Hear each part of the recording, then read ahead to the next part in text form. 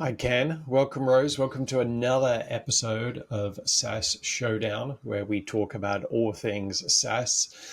I am Colin McCarthy. You are? I'm Rose Layton. Yep. Once again, we are here to talk about software as a service, collaboration, all the things that we like to do, and look up on the internet live. Let's see what Gemini has to say. This is Paid Gemini. Yes. Oh, are you pulling up Page Gemini now? Okay. I'm pulling up Paid So, Gemini. while you do that, just real quick today, guys, we're talking about what I'm calling fundamental questions in your organization. Specifically, we're going to spend a lot of time talking about acceptable use policies. But also, I mean, we can talk about, we may spend some time talking about the structure of your organization and how it relates to IT work and a couple of other things. But really, I mean, we're just taking it back to basics, primarily because I think Colin and I are struck. The more different organizations we work with, the more different models we encounter, and the more challenges we see those organizations having, either because they have structured their organization incorrectly, it's not working for them, or because they are lacking some of these sort of fundamental organizational policies to help drive how their organization can do work. So, yes. So I think the main one we've been talking about prior to the show here is the acceptable use policy. Yeah. I've recently worked with organizations that don't have an acceptable use policy or have a very fledgling acceptable use policy. You'd be surprised what's out there.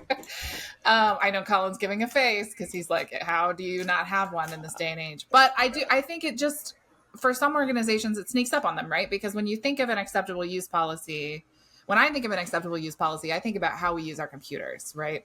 Yep. So back in the day, everybody was issued, you had a desktop that was like basically yours to take care of, but also people do things at work. They do personal things on their work computers. We Yep. can't, it's very difficult to prevent that. And in most cases, there's not a need to prevent that entirely, right? Like checking your personal email on your work computer is not that big of a deal. He says says the It Okta depends. engineer that caused the breach, supposedly according to the security Right, yeah. documents I released. think there are cases where it is a big deal, and actually doing it correctly is important as well. So in the Yes. Google space, like we talk a lot about using different Chrome profiles for different things and teaching users how to do that effectively. And that's because when you cross the streams, bad things Yep. happen. Yes. There should be a separation of work and personal life. So yes, and Yes. It doesn't that can necessarily have to be the whole computer, but no. there does need to be some separation of work and personal. Yeah, and a lot of people don't know how to create Chrome profiles, very new, and it causes a whole bunch of problems when you're Yeah. signed into personal stuff under a corporate identity. Which I think in Microsoft organizations, this looks a little bit different because they don't have the sort of dual sign in thing that Google offers, or they didn't until fairly recently.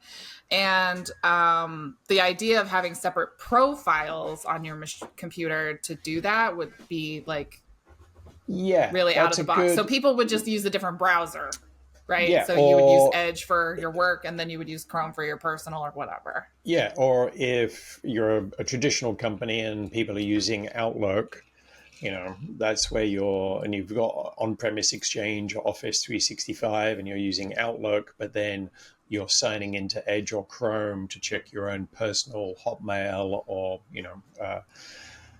Google account. There's no cross contamination. I think the problems always arise when you're a company who's on Google Workspace and people are signing in to check their own Gmail.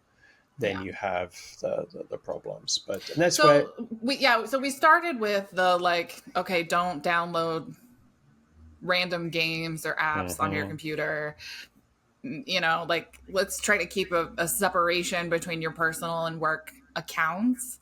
Um, then we move into the sphere of should you sign into Pinterest with your work Google account?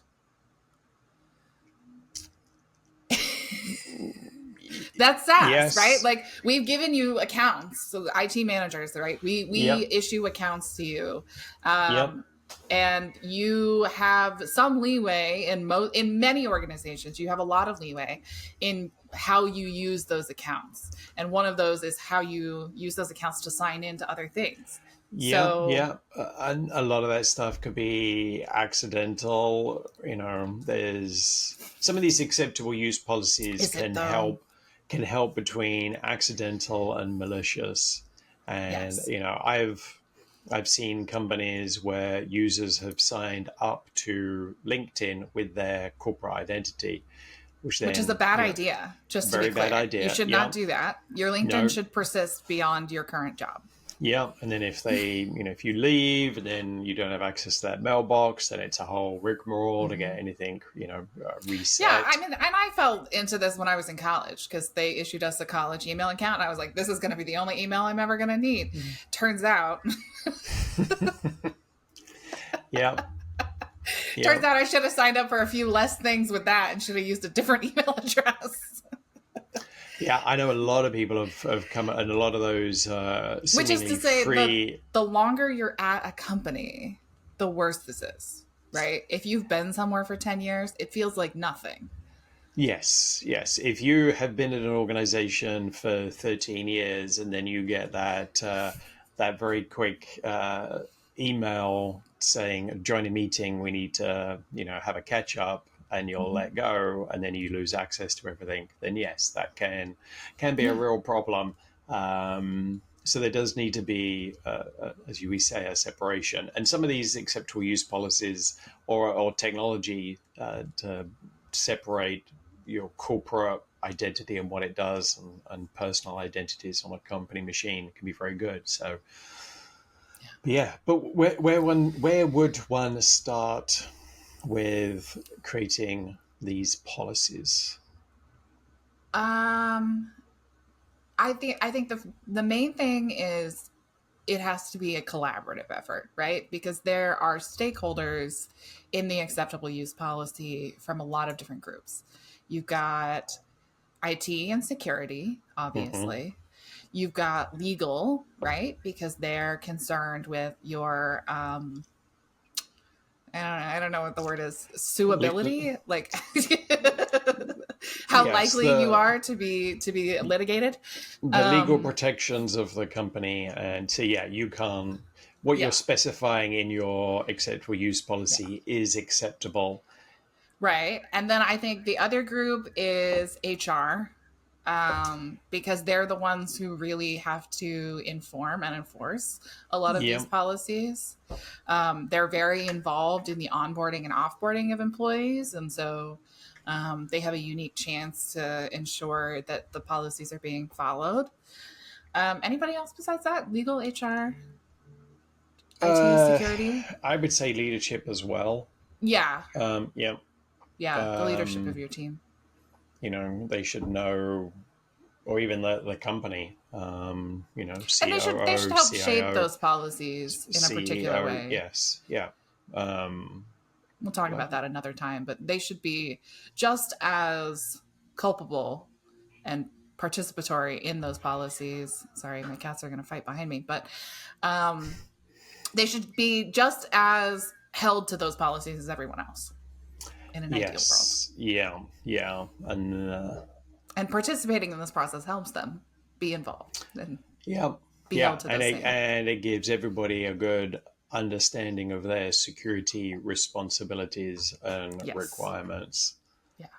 So everybody is, as we have learned in the current legal system here in the US, nobody is above the law. So nobody should be above the acceptable use policy of your organization. Are we adding links to the show notes today for that? I think, I think some of those news stories should be well known by people. Yeah, yeah. I guess other than so we had the original sort of foundational reason for the acceptable use policy, which is like Mm-hmm. keep your work and personal separate, right? For various reasons. We've got a sort of creeping area of like SaaS using your SaaS accounts appropriately. Yeah. Shadow IT, I've seen policies Right, include what leaking the you, personal into your work in the sort of other context. yeah. And then what do you think are the newest, sort of most cutting edge policies that we might add to an acceptable use policy? I think I'll ask Gemini.google.com about that. So, yes, in the last 18 months, is it? Since Two December years. of 2 years almost, Yeah. since AI appeared out of nowhere. Um, a lot of companies are producing an AI acceptable use policy. Um, and I think every company, if they don't have an AI strategy, needs to have an acceptable use policy that says do not use AI Right. until they have a strategy. So, Yeah. you know, Sometimes the acceptable use policy is just don't do it. yes, And that's yeah, okay. yeah, and something as simple as if you either don't use it, or if you do use it, don't put any confidential information or client specific information. Mm-hmm. Only use it for general research or discovery, because anything you do put in there can and will be indexed against you and used to train large language models, on potentially on our data. So yeah, I'm sure Yeah. there's a lot of companies that would have hoped, wish that they had put those policies in place before AI was being used by everybody, because as we know, those sign-ins are so easy. It is very easy to click sign in with Google, or Mm-hmm. sign in with Office 365 or Okta or Apple ID or whatever, Yeah. and connect your Absolutely. corporate My identity. ChatGPT account is through Google. Yeah, So yeah, yeah, yeah. Mine is too. Did some testing. Haven't put anything confidential in there. So yeah, I think that would be the new thing to do. the Um, newest thing to add. Yeah, and I think the newest thing before that I can think of would have been BYOD. Mm-hmm. A BYOD policy was sort of 10 years ago, 2014, 2015. Everybody was talking about, what's your BYOD policy? Right. And that's really when, well, I would say it was just shortly before that when it stopped being commonplace to provide your employees with cell phones in particular. Yeah, But it the also it trend. was just sort of the rise of companies that rely entirely on BYOD, which is bring your own device. Yeah, Um, it was also the transition away, I guess, from desktops to laptops. I remember yes, joining right around that joining a time. company in 2010, and half of the people in the office still had a desktop. And then one of the first things Mm-hmm. I had to do was buy 40 odd laptops and get rid of the old desktops and make everybody mobile. Yeah. Yeah, I guess BYOD was probably the last big policy change. Yeah. Um, I guess what would you say? So, what would you say to a company that doesn't have an acceptable use policy?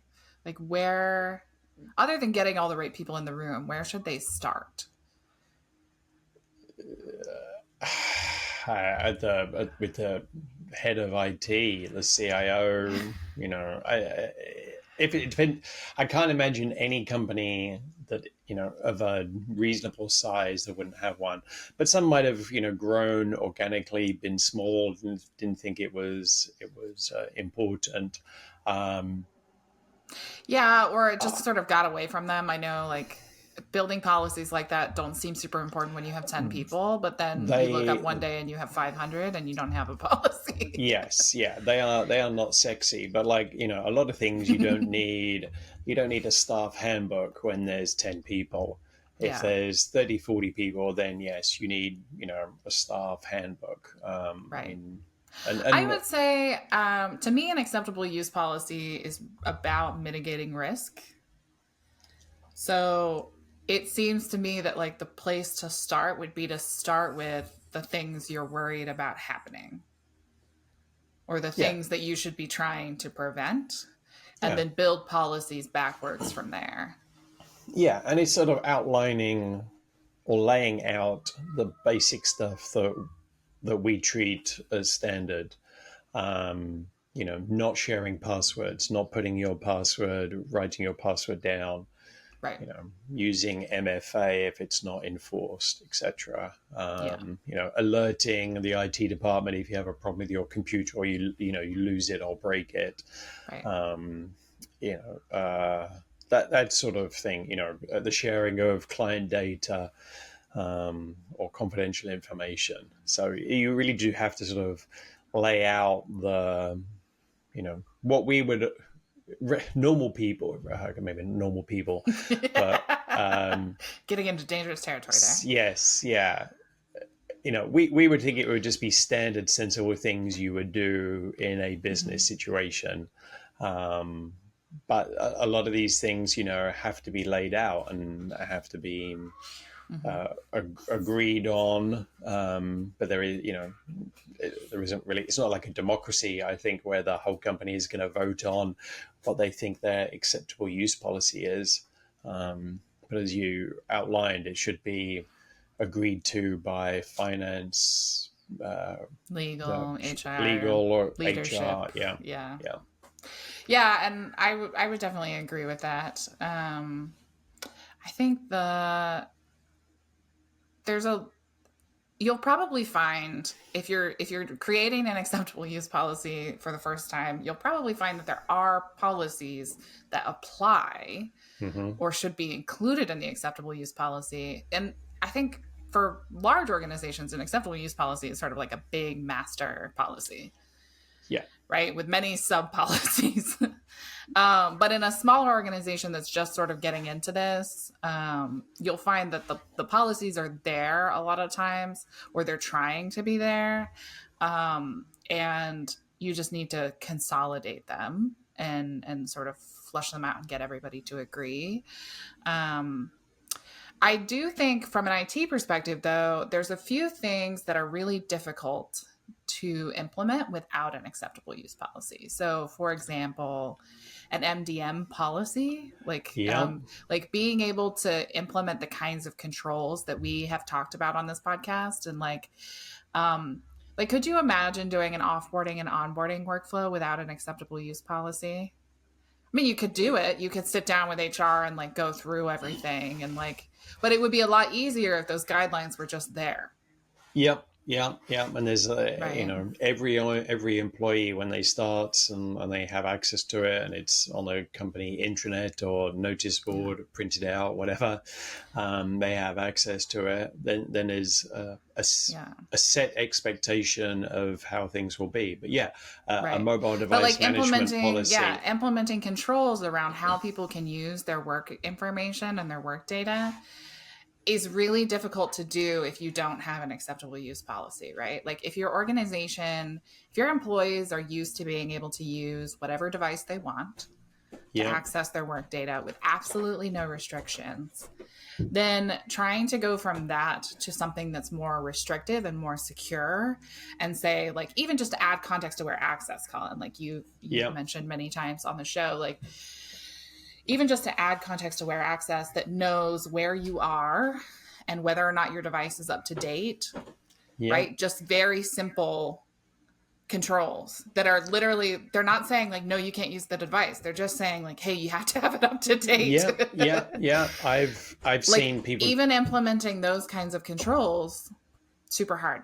Yep, yep. I've seen companies change their MDM or deploy MDM Mm-hmm. and put in a requirement that the devices have to be encrypted, which virtually all are now, but also have to have a screen lock or a pin Mm-hmm. lock. And some people, Some people in this day some and people age, don't in the do year not have 2024, do not have a pin lock. They're like, I don't want my phone to lock. There's nothing on it that I care about. And it's like, well, if you're now having there your is. work email on it, and we care about it. So yeah, Yeah. I've seen that cause questions, and sometimes people will accept it, but it does certainly Mm-hmm. increase the support tickets. But if Mm-hmm. that can be communicated out beforehand in line with this acceptable use policy, and I think that a lot of people don't remember or be aware of is they need to be living documents. It's Yes. not, You have to they're update not them regularly. there. Yes, or review them once a year. It's a brilliant thing to do between Christmas and New Year if you have to be working. It's a good time The to month sit of down and December review in a document. general is usually a good Yeah, time to do this. Yeah. yeah. Just make sure that you're updating with current technology trends. Mm-hmm. I've probably had an acceptable use policy that said you weren't allowed to send any personal faxes from the fax machine. Once we got rid of the fax machine, then yes, you can remove that from the acceptable use policy, because having that in just makes your acceptable use policy look outdated and not relevant, and people Right. might not Yeah, you don't might want not to keep trust that it. kind of stuff in. Like, if you no longer provide desk phones to your employees, you don't need a policy that covers how they're supposed to use their phone at work, right? Yes, yeah. Um, yeah, that's that's funny. The fax thing. Yeah, I just like. Does anybody have a fax anymore, Colin? I don't, but at my previous role, we had to keep a fax until we moved office, purely Okay. because there was one state that we were filing We had taxes in. e-fax, so They, yeah, I had the paid for printer. e-fax. We had printers, and the printers could do fax services. So That's true. we had a Yeah, I plain mean, old to be telephone fair, line. like training those people how to use the e-fax to go away from the original fax was really difficult, but Yeah, we got there. We yeah. did. I think now that